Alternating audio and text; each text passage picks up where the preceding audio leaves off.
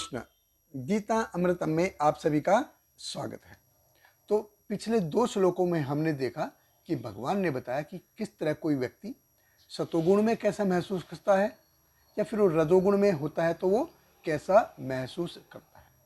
तो सतोगुण में क्या होता है कि जो शरीर के 9 द्वार हैं वो पूरे प्रकाशित हो जाते हैं, ज्ञान से भर जाते हैं, प्रकाश हो जाते हैं। रजोगुण में व्यक्ति कैसा महसूस करता है कि लोभ और लालच। तो उसमें व्यक्ति बहुत ज़्यादा उद्यम मेहनत करता है, बहुत ज़्यादा भौतिक भोग की जो अनियंत्रित इच्छाएं हैं उनके द्वारा बंधा रहता है। और इस श्लोक में भगवान कृष्ण कहते हैं कि जो व्यक्ति तमोगुणी है तो वो अपनी जिंदगी में कैसा महसूस करता है, कैसा फील करता है, कैसा अनुभव करता है। तो भगवत गीता अध्याय 14 श्लोक क्रमांक 13 भगवान कृष्ण कहते हैं, अप्रकाशो अप्रवृत्तिश्च प्रमादो मोह एव च तमस्येतानि जायन्ते विवृद्धे कुरु नंदन। भगवान कृष्ण कहते हैं, जब तमोगुण में वृद्धि हो जाती है तो हे कुरुपुत्र, अंधेरा, जड़ता, परमथता तथा मोह का प्रकाट्य होता है। देखिए, भगवान कृष्ण ने हमको बताया कि जो प्रकृति के जो 3 गुण हैं, सतोगुण, रजोगुण और तमोगुण, तो इनमें आपस में प्रतिस्पर्धा लगी रहती है। तो कभी कभी क्या होता है, सतोगुण है वो रजोगुण और तमोगुण को पीछे छोड़ देता है, उनको पछाड़ देता है। और कभी कभी रजोगुण सतोगुण और तमोगुण को नीचे दबा देता है।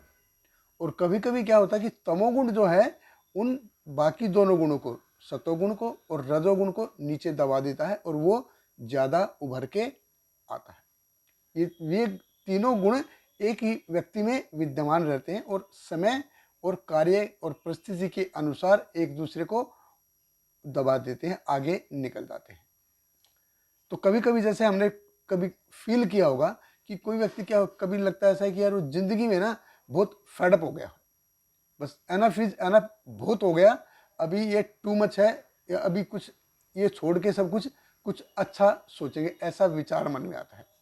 तो ये जब ऐसा विचार मन में आता है तो व्यक्ति सतोगुण में है। और कभी कभी लगता है यार अभी तो कुछ किया ही नहीं है, अभी उस व्यक्ति के पास इतना है, मेरे पास भी ये होना चाहिए, उस व्यक्ति के पास उतना है, मेरे पास उससे ज़्यादा अच्छा होना चाहिए। तो मतलब ये और चाहिए और चाहिए और चाहिए, ये दिल मांगे मोर, तो वो रजोगुणी है।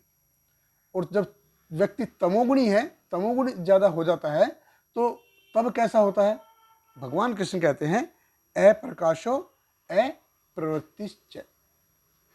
अप्रकाश, अप्रकाश यानी कि जहाँ पे प्रकाश नहीं है, अंधेरा। तो अंधेरा जैसे व्यक्ति अकेला रहना पसंद करे या उसको किसी से बात करने का मन नहीं करे, वो अंधेरे में रहना पसंद करता है। जैसे आप किसी मंदिर में गए होंगे, मंदिर में कभी जाएंगे तो वहाँ पे पूरा लाइट ही लाइट रहती है, फुल ऑफ लाइट, बहुत ज़्यादा प्रकाश रहता है। वहीं पर अगर आप किसी बियर बार में जाएंगे तो एकदम बंद कमरा और डिम लाइट रहती है। तो डिम लाइट बार जो है, बियर बार है, ये क्या दिखाता है, क्या दर्शाता है, ये अज्ञान को दर्शाता है। जैसे थिएटर में हम जाते हैं, सिनेमा घर में जब हम जाते हैं तो वहाँ पे पूरा अंधेरा रहता है। अंधेरा रहता है तो हर व्यक्ति को लगता है कि वो हीरो वही खुद है या वो हीरोइन वही खुद है। ये कभी कभी एक्सपीरियंस किया होगा आपने, या कभी एक्सपीरियंस कीजिए। अगर किसी हॉरर मूवी को देखेंगे, कोई डरावनी मूवी है, उसको अगर देखेंगे आवाज़ बंद करके या म्यूट करके उसको देखेंगे तो वो एकदम से कार्टून जैसा लगेगी।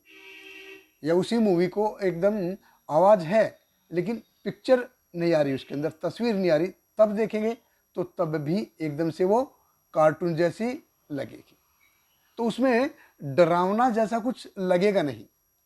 वहीं पे अगर उसी मूवी को आप थिएटर में देखेंगे, रात में देखेंगे, एकदम से बास उधर पूरा है, साउंड सिस्टम एकदम से ज़ोरदार है, चीख पुकार, और एकदम से मतलब कोई सामने से गुजरेगा तो एकदम से बूम करके आवाज़ आएगी, तो बदन में एक सिहरन सी हो जाती है, कभी कभी तो रोंगटे खड़े हो जाते हैं, ऐसा एकदम से ऐसा। तो ये सिर्फ संभव कब है?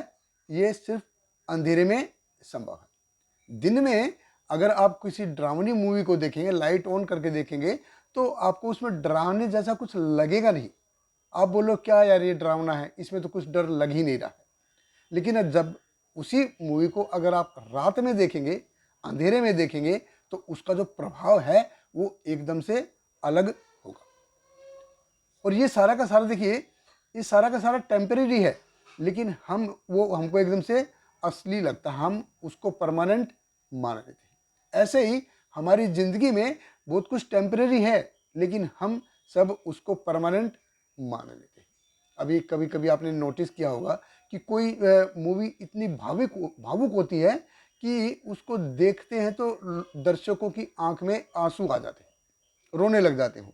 अब देखिए हीरो, हीरोइन, विलन वो अपने चेक लेके खूब पार्टी मना रहे हैं, और हम 400-500 रुपये खर्च करके रोने के लिए जाते हैं। तो ये है अज्ञान, ये अज्ञानी है। तो ये है अप्रकाशो अप्रवस्तिश्च। फिर भगवान कृष्ण कहते हैं प्रमादो मोह एवच।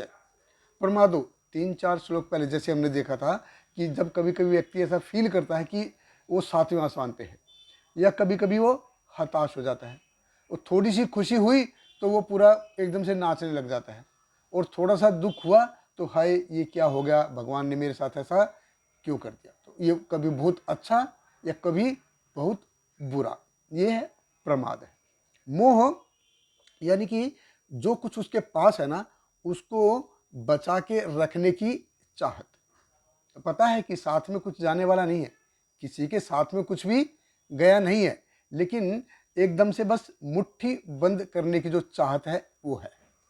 तो तमसी ऐतानी जायन्ते विवर्धे कुरु नंदन। जब तमोगुण की वृद्धि हो जाती है, इन सारी चीज़ों में वृद्धि हो जाती है। देखिए 50 साल पहले हमारा ये शरीर नहीं था, 50 साल के बाद ये हमारा शरीर रहेगा नहीं। तो बीच का जो समय है उसमें हम मैं और मेरा के इतने ताने बाने बांध लेते हैं कि उनसे हम इतने बंध जाते हैं, इतने ताने बाने बुन लेते हैं कि उससे हम पूरे बंध जाते हैं। जब तमोगुण की वृद्धि होती है तो हम जो सच नहीं है उसको हम सच मानने लग जाते हैं, और यही माया है। बहुत बहुत धन्यवाद। हरे कृष्ण। शैल प्रपात की जय। हरे कृष्णा कृष्ण कृष्ण हरे हरे, हरे रामा